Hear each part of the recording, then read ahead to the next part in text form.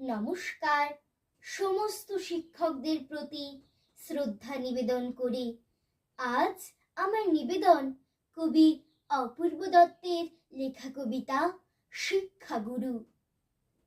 আমি যখন রোজ বিকেলে আঁকার খাতা নিয়ে আপন মনে ছবি আঁকি রং পেন্সিল দিয়ে, তখন আমার চোখের সামনে উঠোনে চারপাশে র্যাপিড বইয়ের 22 পাতার সেই ছবিটা ভাসে।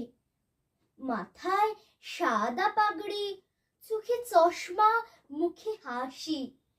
বয়সটা ঠিক যায় না বোঝা, 60 কিংবা 80।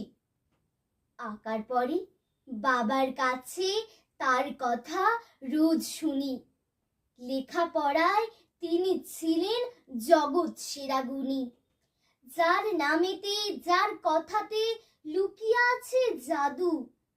তিনি হলেন সর্বপল্লী রাধা কৃষ্ণান দাদু। প্রতি বছর সেপ্টেম্বরের 5 তারিখটি এলে আমরা তাকে বরণ করি সমস্ত কাজ ফেলে।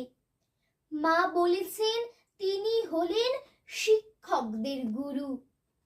তাকে প্রণাম করে আমার সকল কাজের শুরু। নমস্কার।